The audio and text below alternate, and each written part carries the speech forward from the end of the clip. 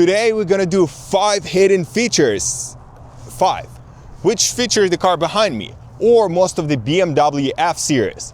Let's jump right in. Since this video is recorded in the winter weather, I thought it'd be nice to record a seasonals feature as kind of useful stuff that you might as well gonna use it in the winter time. So I decided to start with the most useful one, which is residual heat. Most of the owners of E90, E60 had a rest button right on the AC console, the right knob. Not that many people know what it actually does. The rest is just a part of the name. It also called residual heat, which is basically takes the heat from your engine and send it inside of the car. You would say it's like, no brainer, but when you stop your engine, the heat just disappearing, even though auxiliary power is on and you think it should still remain warm. But unfortunately, it doesn't work. So that's where the residual heat button comes to play. Despite not having a button on the central console, the feature still persists. As the obvious thing, you definitely have to have the warm engine, or you have to drive the car for some time. So residual heat activation is simple. With ignition off, you have to push the driver's side fan speed button to the right, and an icon of the 3 radiating line will appear on the display. Residual heat is activated. As a side note, you're not going to be able to adjust anything on it. It's strictly for the heat, but they already feel a lot warmer. On top of that, it's not using any auxiliary power, so it's strictly this system that is on. As a bonus to the same topic, you actually can disable a dual climate control. And I know you can press a synchronization button and everything gonna be working simultaneously, but it's kind of a better feature for the winter.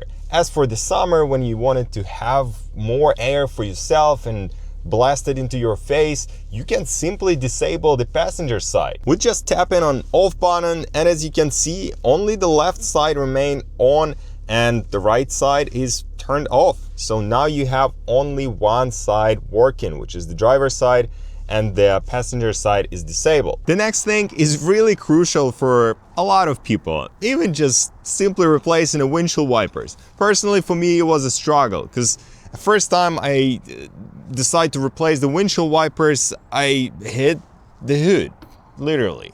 So with some struggle, I did replace the windshield wipers, but now it's a winter season, it's freezing temperatures in the nighttime, and you want to kind of pop them up and set them up to the service position, because the hood is on the way. Whether it's open or closed, you cannot kind of raise the windshield wipers. There are definitely benefits to have the windshield wipers as low as they are right now, because aesthetically it looks pretty pleasant. Then road noise or the wind noise going to be lower because they're not sitting as high as they generally would on different cars, and from interior they almost invisible. But still, question remains the same: how do you do that? So all you need to do after you park your car, you shut down the engine, turn off the auxiliary power, and press the windshield wiper stick up for 3 seconds.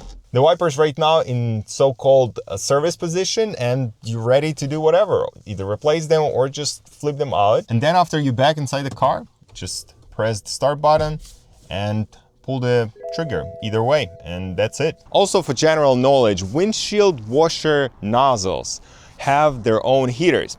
Specifically, if your car equipped with heated mirrors, means you have the heated nozzles, the windshield washer fluid nozzles. So basically, when you press the ignition button without even starting the car, they will start working.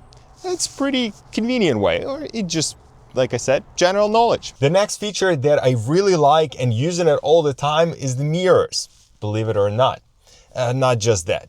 The passenger side tilt down or flat on mirror. You can switch between these two settings on a go, and this is extremely helpful. Rims curb damage is basically because you didn't really account it for how close you are to the curb, and this feature helps you just nailed it. There are 2 settings that can be controlled with mirror adjustment switch. Flip it toward the driver's side and the passenger side mirror will tilt down every time you reverse. If you leave it flipped over to the passenger side, it remains fixed when you reverse. You can use it on the go, just flip the switch and it works. Really simple and useful, and the switch actually see it right next to the fold down mirrors. So if I gonna press that, the mirror is gonna fold.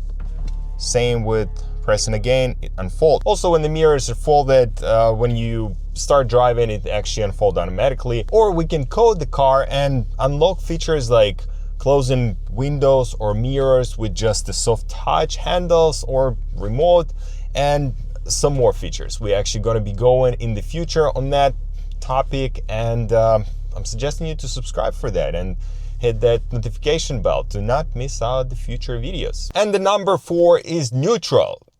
No. I'm talking about this end. It's like on a lever position.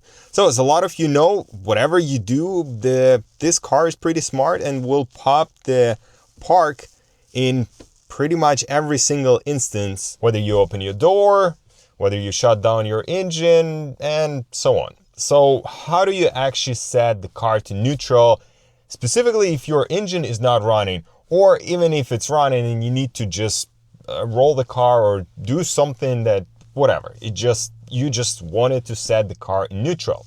So there is a special procedure which is hidden because it's only described in BMW manual or the repair manual, which is not a lot of us have the access to it, or that is the free one. So as a basic explainer, you can start the car. If your engine can't start, you can shift the car in neutral. Make sure to apply parking brake because it's going to roll. And as you can see, the car is in neutral. And if I'm gonna shut down the engine, it will stay in neutral, and it's gonna tell us transmission not in park. Open the door, it's still in neutral. Until you're not gonna turn off auxiliary power, the car will stay in neutral, basically for 15 minutes. But what if you don't, if you cannot start your engine? How do you do that? Because then you cannot basically switch the lever except going underneath the car and screwing this bolt, which is positioned on the right side. I gotta turn it off.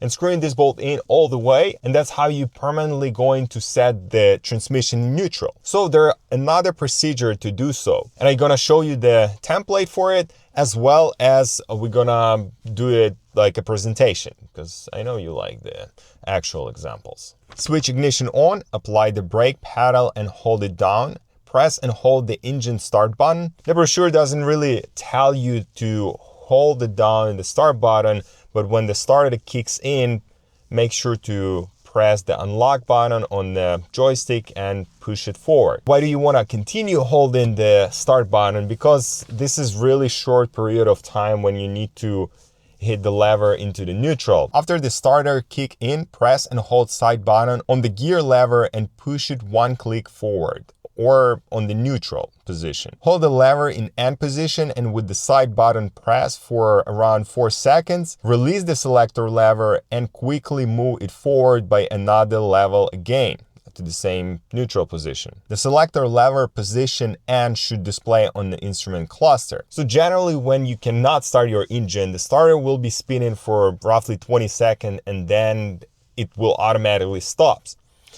If that procedure wasn't successful, BMW suggests you to wait or like basically 10 minutes between the cranks, or to have a cool down for the starter. Also, once you shut down the auxiliary power, the gear level will switch to park.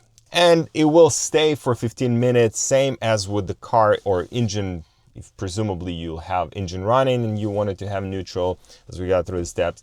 And the same way it will end up switching to park if your engine isn't running, but you kind of force it in neutral from the cabin. That's kind of the thing. It's getting pretty bright, but we get into the last feature, which is the automatic parking brake release. This is pretty cool one because, I mean, it's just convenient way to use the parking brakes. So after you park your car and engage the e-brakes and you went to do your business, we can see that the parking brake is engaged. Now we need to buckle up because the feature wouldn't work if you not kind of clamp yourself to the seat. It's not necessarily have to be followed by the steps, like you can start the engine, or you can buckle up first, or you can do vice versa. Now we start the engine. So you can see the red light on the parking brake, and we can switch the selector to drive or reverse. and we can let go of the brakes, press gently acceleration, and you can see it now gone. So it's a quality of life feature, same as car will switch to park when you shut down the engine, or if I go in to open the driver door and let go of the brakes, car will switch to park as well. So all of those small features makes your BMW experience a lot better and a lot comfier, you know, just by doing certain small steps and learning just a tiny bit about this car. It makes a lot more pleasure to just have it as your main daily. It's getting really cold outside, and the next video is gonna be probably 15 or 20 hidden features and really useful features. Oh my god, it's really chilly. But like I said, it's gonna be in warmer weather. As for you guys, make sure to read a BMW Bible. I'm always carry it with me, and yeah, this is the jam. Without joking, just if you new to the BMW world, or you just purchase yourself E-Series, F-Series, G-Series, doesn't matter which car it is, if you don't have a book, you can actually download it for free from a BMW official, bmwusa.com. I'm gonna leave the link in the description. You can type your WIN number and it's gonna get you all of the user data, navigation, and blah, blah, blah for your car. But this book basically contains all of the features that actually exist in your particular car. So I'm highly suggesting you to go over and just look through the images, and you're definitely gonna find something interesting. As for today, we are pretty done. Make sure to hit that like button, subscribe, leave me a comment below if you have something, if you discover something really interesting on your car, and I'll see you in the next one.